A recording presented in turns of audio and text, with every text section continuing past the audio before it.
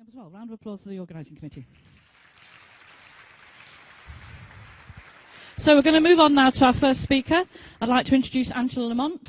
She's a TV and radio presenter, a science communicator, I think I would describe her, a BAFTA award-winning one at that, with an IT background, which I think she will refer to in her talk. And a really interesting fact that we discovered last night is that she once worked at gunpoint with Hugh Edwards. So I'm sure that might come out in the talk. So I'm going to let Angela talk to you about It Shouldn't Happen to a Geek.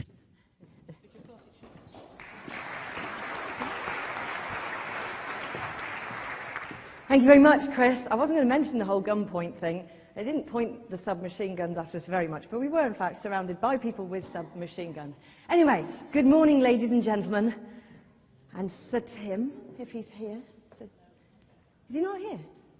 See, he's just too important for us now. He's been knighted by Hugh Edwards. But tell him I said hi, Chris, anyway.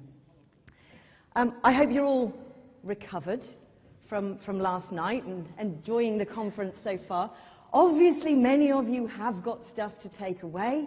If the table I was sitting on this morning is anything to go about, they were planning their ethical hacking with glee. I nipped out to the loo earlier on this morning in the middle of the session. Sorry for the speaker that was on. And I took my handbag and my iPad and my phone with me just in case some ethical hacking occurred to them at that point. Now, can you believe that it has been 7 years since I met some of you at the CISG conference? 7 years. That keynote, for those of you who can't remember, was called, actually I can't remember, it was called something like How to Save Money, Save Time, Save the Planet, Lose 10 Pounds, Get More Sex, Whiter Teeth, and Get a Promotion in 3 Easy Steps, or something like that, based on 3 weeks of my spam folder. So I'm assuming after that keynote, those of you who saw it, your life has been pretty good since we last met.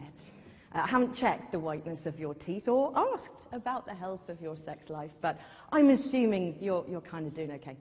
Now, today's keynote, as I'm sure you've noticed, is called It Shouldn't Happen to a Geek. And last night at dinner, I was sat on a table with the notorious Dean Phillips. Dean, are you here? Is Dean here? Ah, right. So, Dean, could you stand up for me a minute? Dean had noticed the title of my talk, and I think Dean knows I'm in broadcasting now, and he said to me, "So, you still consider yourself a geek?" And I said, "Yeah, you can take the girl away from the geekery, but you can't take the geekery out of the girl." Dean, we had a chat about several geeky things, including UHD, HDR, TV, and metadataing said video files. Can I have a geek rating before I begin, just so these people know whether to believe I'm a geek or not? Definitely. 0 to 10? 10, okay. Thank you, Dean. Whew, okay. Right, I'm going to leave the title of the talk as it is then. Now, I have to say, since I saw you last, I don't get spam these days, obviously, because spam filters are so much better than they used to be, especially on Apple Mail. But I've had some unbelievable offers flooding in since I last saw you. In fact, just this morning, I had an offer to earn $1 million a year just for working from home. Yeah. I've also been accepted onto a degree course.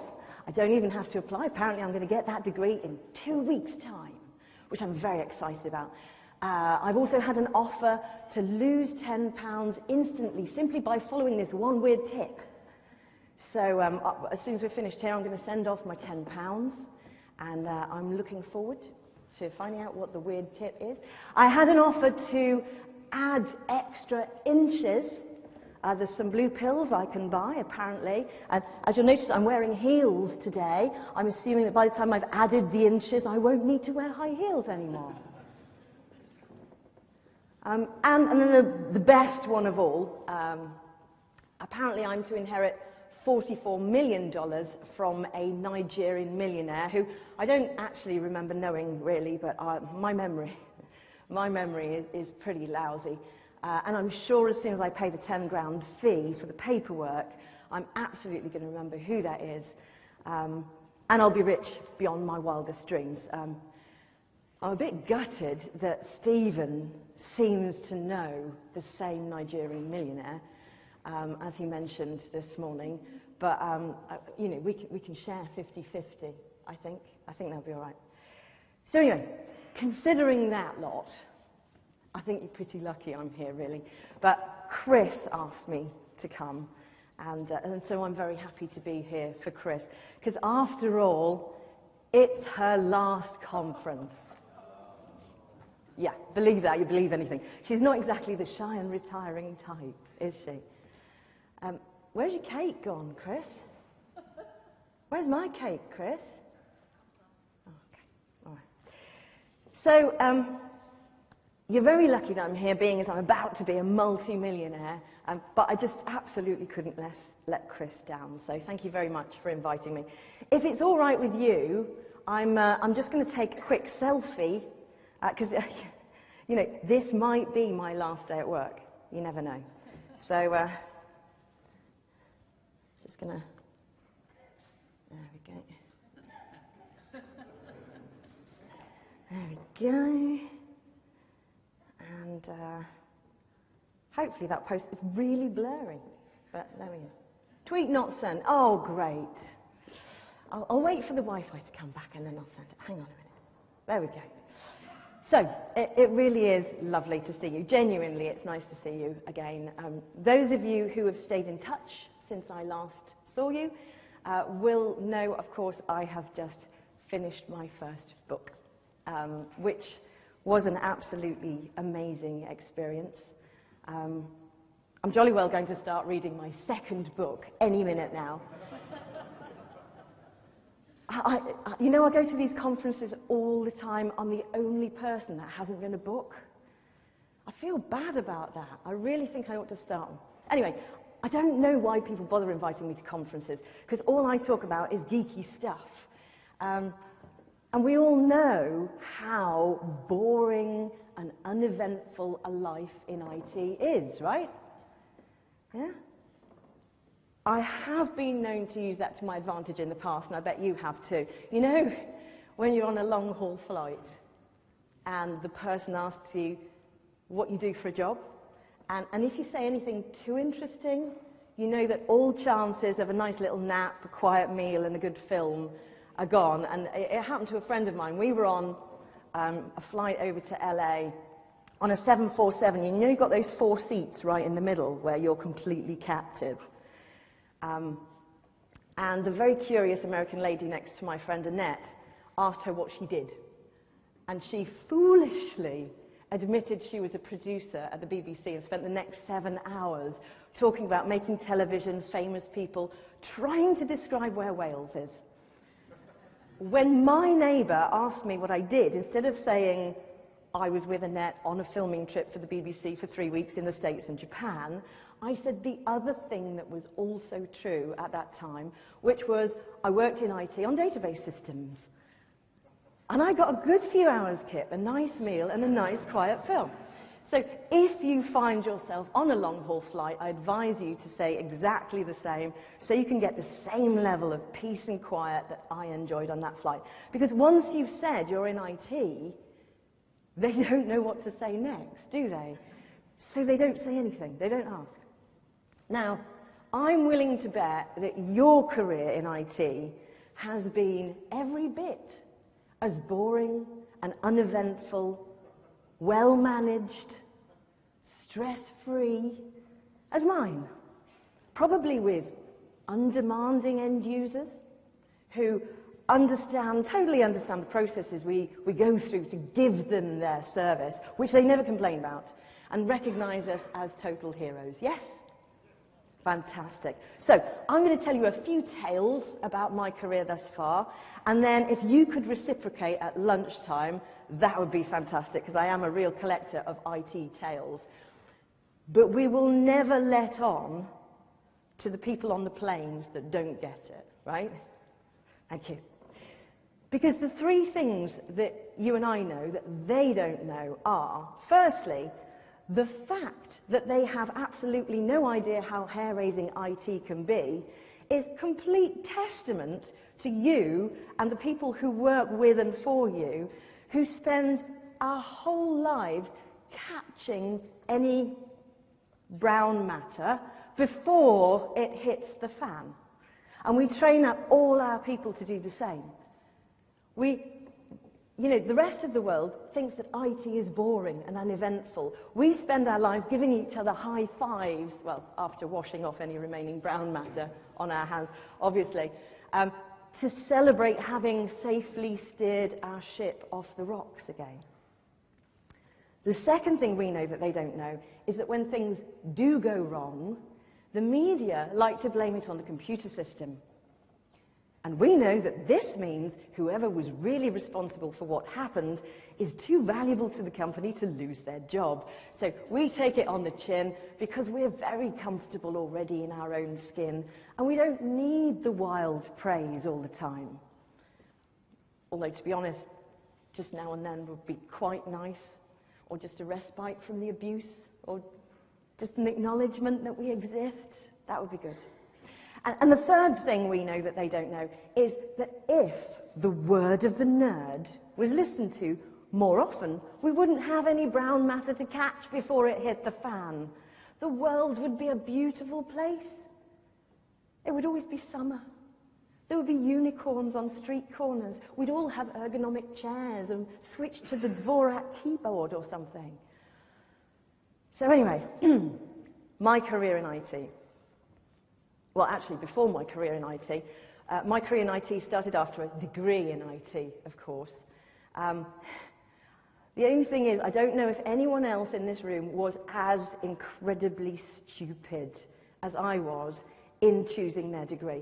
One of my friends chose economics.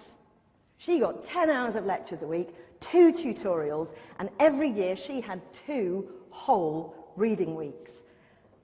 In short, she was hardly there. That was a smart choice. She has a good job, she's perfectly happy. Meanwhile, I actually chose a double honours degree in systems analysis, which entailed 29 hours of lectures and tutorials every week, plus lab work and assignments, and consequently I saw more of the inside of the computer lab than the students' union, and the computer lab did not have beer. Shocking behaviour, really, but I was young and naive, and there we go. There were only a few girls on my computer course, about 20 girls and about 100 guys, so you might think it was a target-rich environment, but to the boys in my class, this was a love bite. Anyone looking up the ASCII already? It's an X. Okay. So that's as good as it got. So needless to say, love did not flourish for me at uni. Anyone from De Montfort here? Nothing against De Montfort. It was De Montfort. So I was very glad to get my third-year placement at IBM. Mostly in Warwick, but of course with IBM being a huge international company, there was also opportunities for business travel. One of my friends with IBM went to Palo Alto. Ooh. One of my friends with IBM went to New York. I got business travel too. I went to London and frequently to Basingstoke. Although I was mostly based at Warwick, as I said. That is a typical car of the period. And here I was given the heady position of support desk technician. Although some good stuff happened to me when I was at IBM, first thing was I got the opportunity to make a documentary series about my job.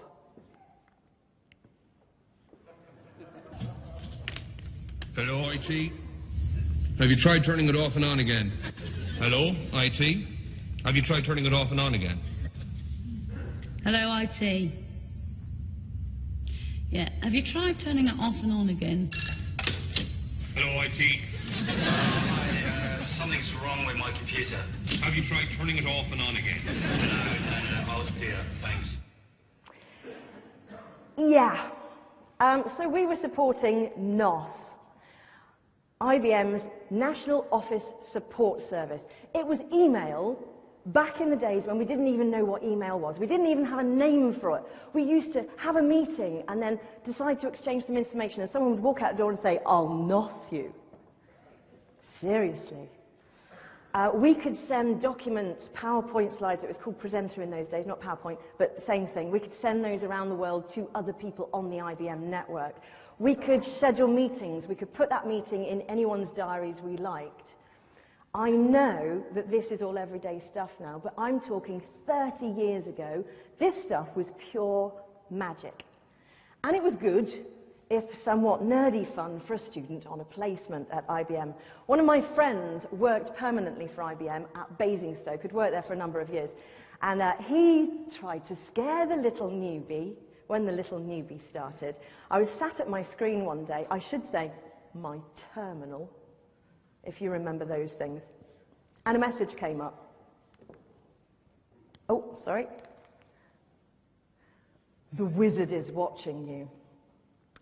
The wizard sees all is another one that came up right after. This friend of mine didn't know I worked in tech support, where I could create and delete user IDs at will and do all manner of things that you should not give students access to. And so that kind of happened.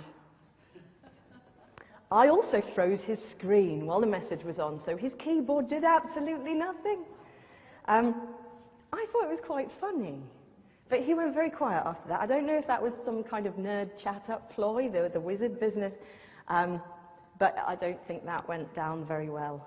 But as he was based 100 miles away, it would have been a fairly virtual relationship anyway.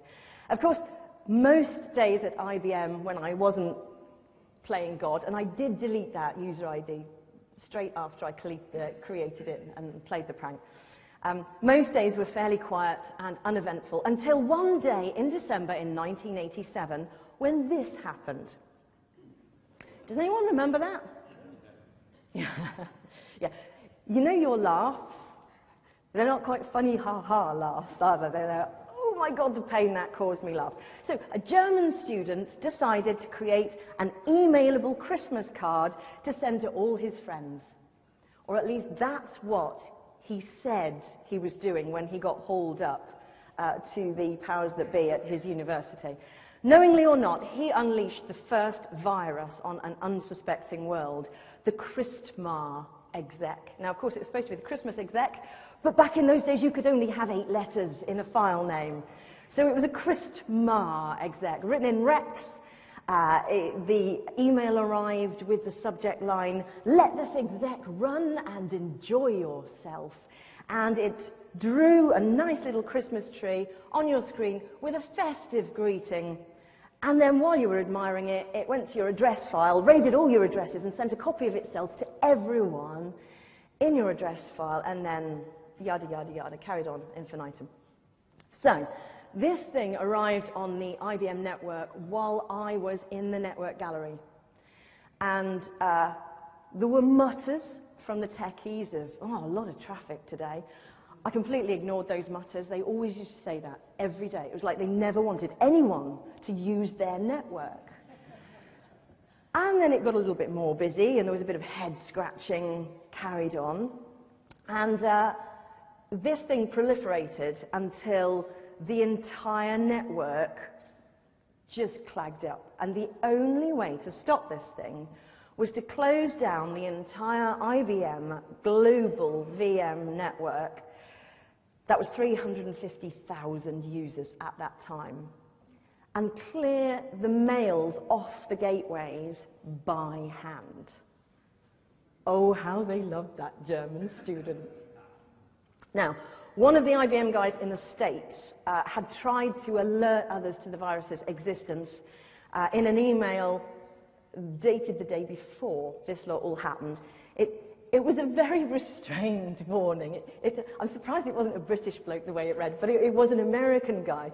And it read, "The Christmas tree isn't all that pretty, and the joke is really rather mean. A word to the wise, delete." He also told them there was a real risk of system crashes and network failure because the traffic would build up. But it seems they took no notice of him because the next day, that happened.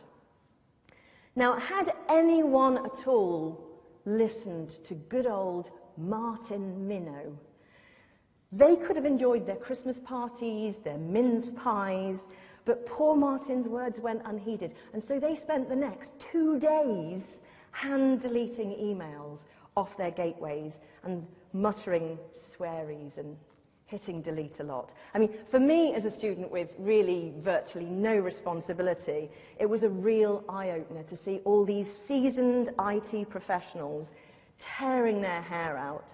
And I learned several new expletives that day. But from our perspective as IT managers, that day changed the way we viewed software completely. Because up until that day, we thought that software was written for good purposes. We thought software did useful stuff. In the aftermath of Christmas, IBM changed its own program test procedures, for example, so that testing a program no longer meant, does this program do what I need it to do? But it also meant, does this program not do what I don't want it to do? And that was a real reversal of thinking for all of us back in 1987. So from that day, dear colleagues, we all turned from innocent, trusting souls to suspicious, wary guardians of our IT, looking after it as we would do our children and safeguarding it. And also from that day, I like to think maybe the word of the nerd was given a little, just a little bit more gravitas. I know it's too late now for Martin Minnow, but perhaps if something similar now happened, we would listen. So after that experience, it was bliss to get my degree out of the way. First class, obviously, we nerds like to do things properly, don't we? And then hot-foot it to a nice, civilized software house in London for a while. Surely here, things would be great. Surely here, the word of the nerd would rule. It's a software house, for heaven's sake. However, here was where two curious things happened. Firstly, I learned that nerds could bring people back from the dead. And secondly, I learned that if you don't heed the word of the nerd, you get what's coming to you. So, firstly, bringing people back from the dead. Really? Okay, not physically. But SD-Sycon were writing a system for the NHS when I first joined them. And I was asked to work on the Edit Patient Details program. Oh, go, Angela. And before I started writing it, of course, I had to read the spec, and it opened my eyes to a lot of things. So firstly, I questioned why there was a need to store 24 surnames for each patient. Sorry, that's 24 previous surnames.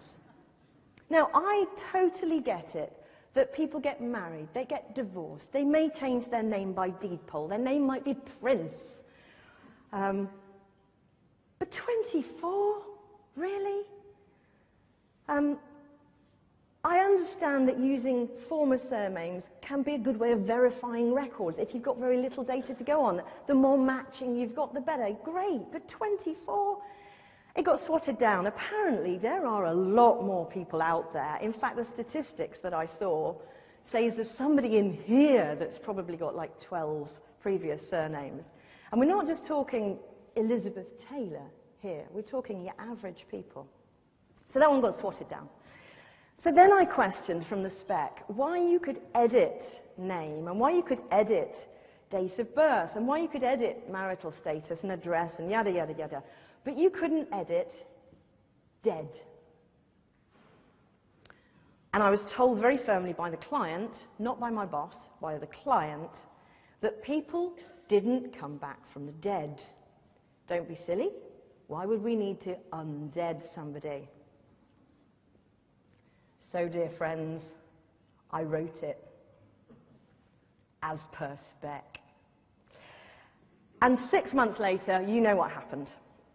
So when they realized they should have listened to the word of the nerd, I wrote my favorite program ever in my whole career. It became notorious throughout the company and got nicknamed the Resurrection Shuffle.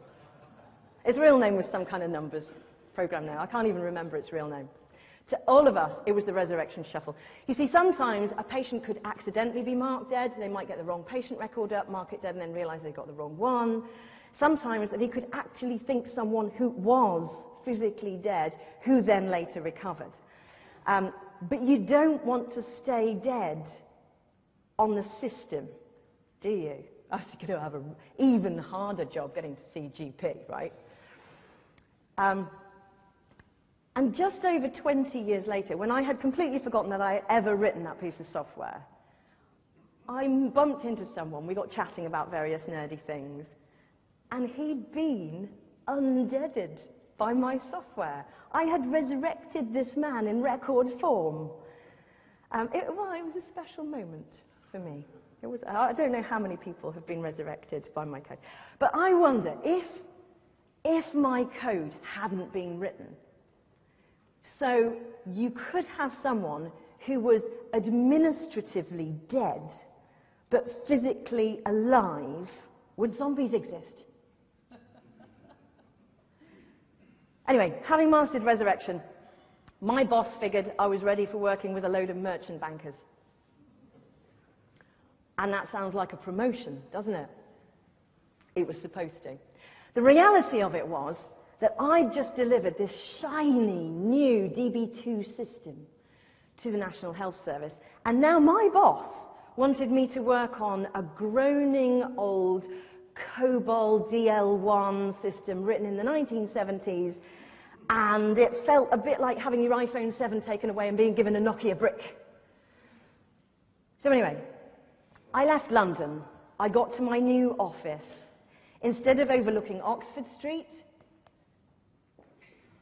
I now overlooked a car park in Milton Keynes. Instead of writing a shiny new system, I was expected to troubleshoot and repair millions of lines of uncommented, or wrongly commented, which is even worse, spaghetti code. It was like performing open heart surgery with sellotape and a pair of rusty Wilkinson sword scissors.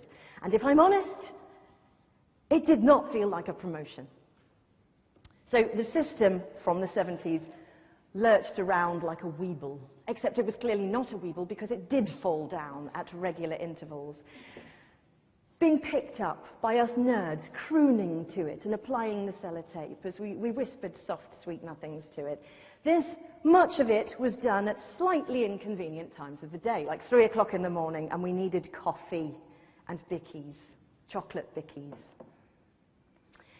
It was, to me, difficult to believe that such a highly regarded merchant bank, very well respected in its field, was existing on this spaghetti stuff.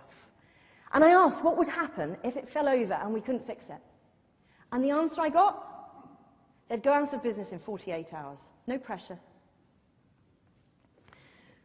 So, of course, we went on fixing it. Now, my bosses weren't stupid. They were already on to quoting them for a new system. And they'd been working on it for some time before I'd got there. The shiny system that they wanted me to help write. So I was somewhat happier again. And then I was even happier when they asked me to go down to London and pitch the new solution to the merchant bank. So we pitched them a brand new system, all singing, all dancing, a snip at £3 million, which was, in fact, very good value, even for back then. The bank refused and said they could do it better and cheaper themselves. 18 months later, and £1.5 million later, well, they sort of had a feasibility study, kind of. We pointed out that for twice that budget, they could have a whole new system, and they could have half had it by now. And by the way, if they were going to do it themselves, they shouldn't replace old with new, as their feasibility study said, because the old one had really big holes in it. And what if one of their traders decided to trade large amounts without asking their boss nicely? What if they got a rogue trader? I didn't mention which merchant bank, did I? Oh, yeah. Barings Brothers. So anyway, they refused their offer for a nice, new, shiny, more secure system, and so I left the company, not wanting to carry on with my sellotape and rusty scissors any longer, and I got out of there. Now later, of course, a few years later, when they had had plenty of time to replace the system, in 1995, Nick Leeson brought down the world's oldest and best respected merchant bank, having racked up $1.3 billion of trading losses, just because Computer didn't say no, and he didn't ask his boss nicely if he could trade. So again, just by listening to the word of the nerd, that entire collapse could have been prevented. However, I was well out of it, and by now a cunning master career plan had formed into my mind. Having worked for a manufacturer, IBM, and a software house, SD Sycon, I decided next I was going to head to a large end user, British Gas, but really only because I wanted to go consulting, and I knew I had to do that lot before I could go consulting. So I didn't think this would be the most interesting step of my career ever. But I got there, and I quickly learned that the people were some of the most wonderful people on earth. I met some brilliant friends there who are still my friends. And the work was fine. So new job, new project, and it was my project because I got a promotion, which was great. Go me. And this was how my new project was described to me.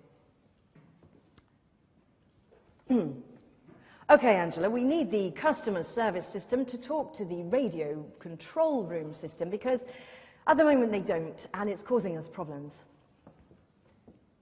What kind of problems? Well, when a gas escape is reported, it gets called in, and we need to allocate that as quickly as we can to a gas engineer, but we can't get it sorted as quickly as we could. It's getting us a bad name. We really need it automating. What do you mean you're getting a bad name? Are our response rates a lot worse than other regions? Yeah? But also, we've had some houses blow up. No pressure. So, instead of just writing a new system, writing an interface that got the systems to talk to each other, being a systems analyst, I decided to go and analyze the systems, the real systems, in the real world. I got my map out, I randomly chose Nottingham, I drove to Nottingham, I went into the regional office, to the call centre and the radio room, and what did I find? Well, the first silly thing to happen was exactly what they told me. If you smelled gas, you pick up the phone, you phone the emergency number, it comes through to the call centre. They type it in on the system, or rather they did, obviously this has all been replaced now. They typed it in on the system, but the two systems didn't talk to each other, so they also had to handwrite the details on a slip of pink paper. The radio control room, because there was no in-car phones and computers and stuff in those days, you had to radio an engineer in their van, was next door to the call centre, but the furthest point was like 100 metres or more away, and the call centre staff weren't allowed to leave their telephones. So they couldn't get the pink slip of paper and walk it through. They had to stay at their phone. So they put in a little conveyor belt. And you put the pink slip on the conveyor belt, and it went through to the radio room. And it was summer. And it was hot. And I found that between the call centre and the radio room, there was an open door and a fan. And the paper sometimes blew off and went underneath the conveyor, and then houses blew up because no one responded to the call. So, didn't take me long to get on that one. COBOL, Fortran, interface, written, no more houses blowing up. Phew. After that, I felt I needed to get out a little bit more. which was just as well because the regional director summoned me to his office and told me I'd be going on tour with the Faraday lectures as a secondment. Oh, that was that one. So giving the Faraday lectures was fun, but that also got interesting. I mean, we toured the UK and Ireland, we had loads of fun giving lectures, we blew things up on purpose this time, and it was all good fun. Apart from the bit where we drove over the Southern Irish to Northern Irish border at 2 o'clock in the morning with trucks, and we had liquid nitrogen and explosive gases and detonators in there, and the nice soldier at the checkpoint asked me if I should tell him about anything that was in the trucks. And of course I just smiled and said, no, it's just all scenery, mate. And so we drove over. So that was all right. But the curious thing to happen was after the lectures we had to do media interviews, and most of it was really nice and really cool, and that was what got me into the BBC in the end. We did some interviews with the BBC and got asked in there, and that was all very nice. But some of the interviewers weren't perhaps as well prepared as they could have been. I have to say this normally lies at the feet of local newspaper reporters. I did an interview with a very young reporter very early on in the tour, very fresh-faced reporter who interviewed me, thanked me profusely for the interview, and then said, can we also speak to Mr. Faraday?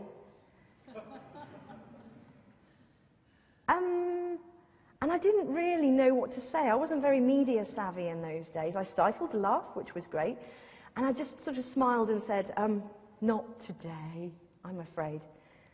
Why does everyone assume I can really bring people back from the dead? So it happened again just a couple of weeks later. So I thought, right, now I'm going to get ready. So I went out, I bought an inflatable skeleton. That skeleton was called Michael Faraday. Still lives with me in my house. He is the skeleton in my closet. And if anybody asked me again, which they did, we used to say, hang on a minute, I'll go and get him. And we used to go and get the old bones that were Michael Faraday. Now, after that tour ended, I got promoted again and moved to Solihull to work on a special project. Now, do you remember when British Gas got carved up into 5 completely separate companies? Some of you might have even been there. Was anyone there? There were a lot of us. And we had to make sure those 5 separate companies had all the data and all the systems they needed to operate as completely separate entities.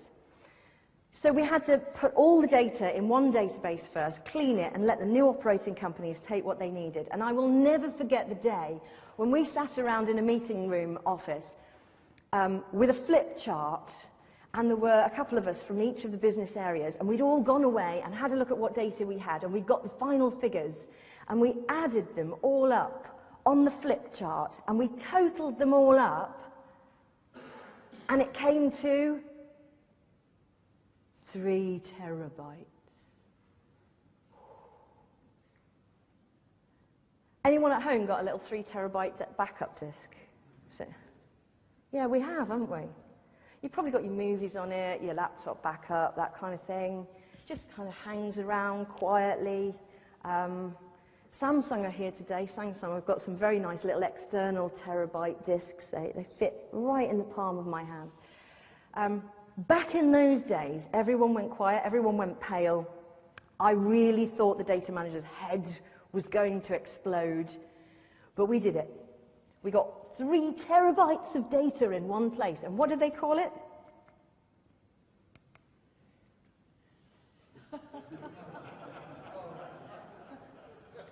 We didn't have smartphones with autocorrect then, but we did have spell checker on the emails. And one of my guys had a very bad experience with the spell checker and the director of billing to whom he sent an email.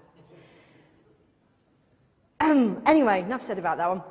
By this time, I'd already started working with the BBC, and as well as a TV series, they offered me a series on radio.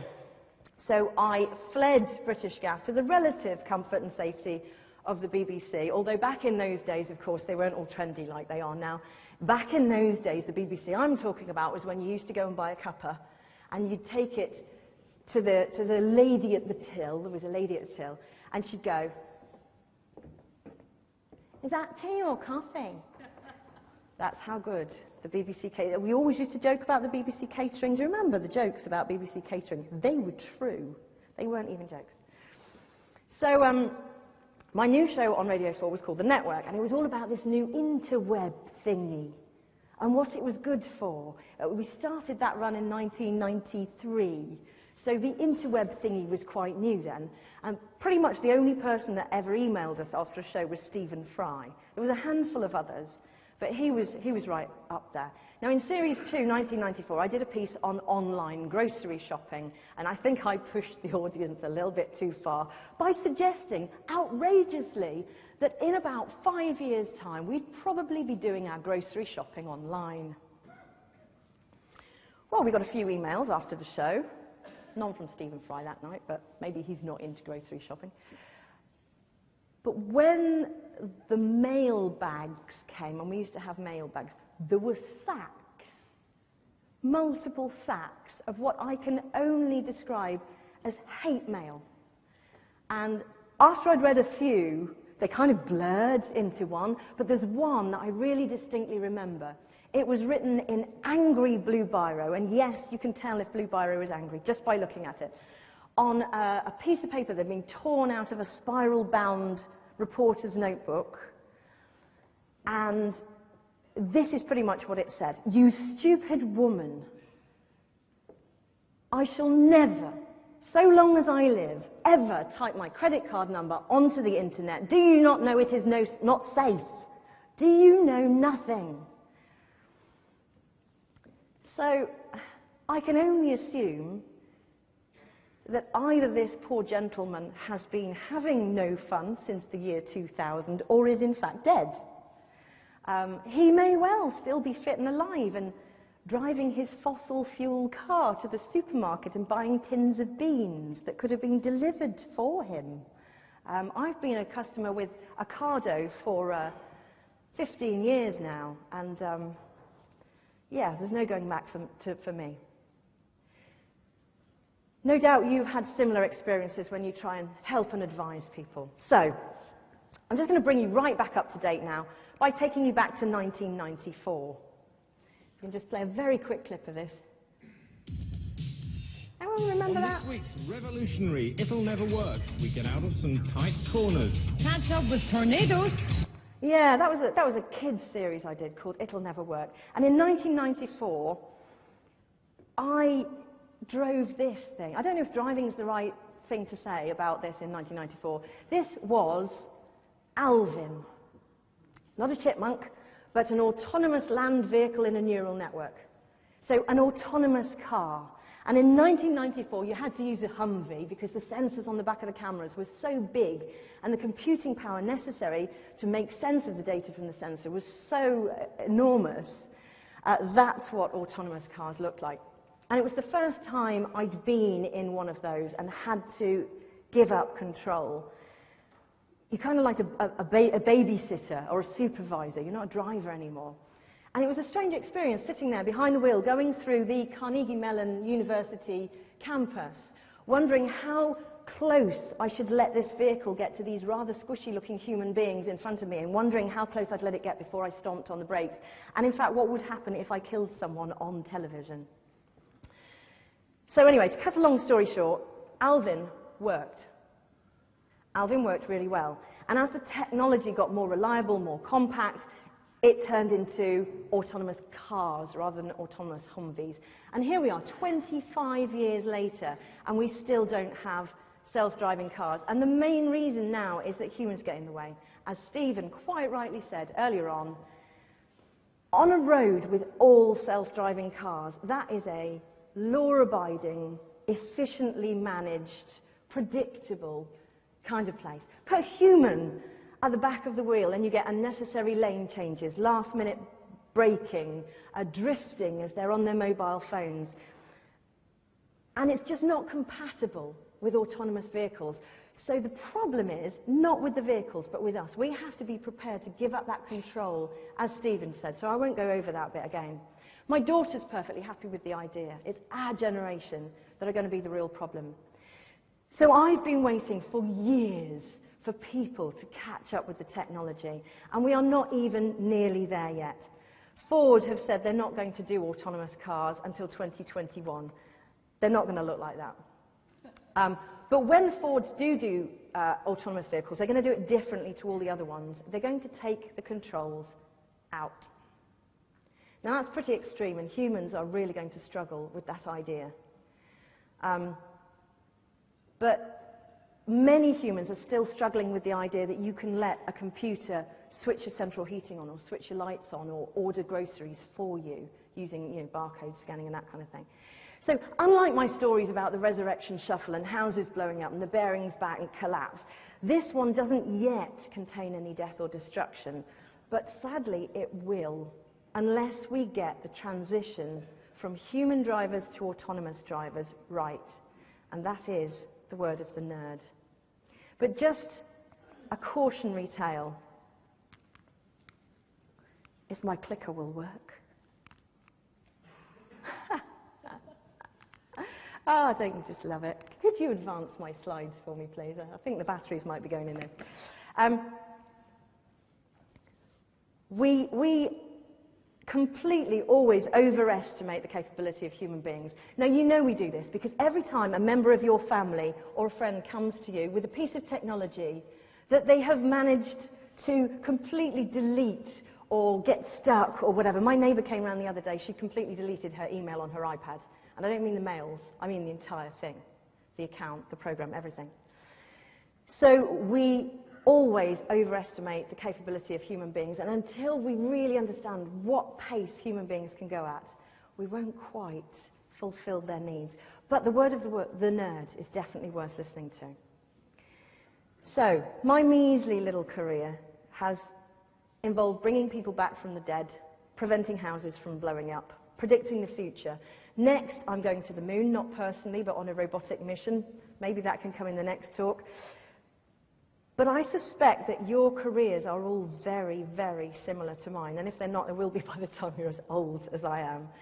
So next time you're on an aeroplane and the person asks you what you do, the person sitting next to you, just say, oh, I'm just in IT. But just allow yourself that smug little snigger as you settle down to a peaceful and relaxing flight. And know that you, my friend, are one of those marvelous people holding the very fabric of the universe together. Thank you very much.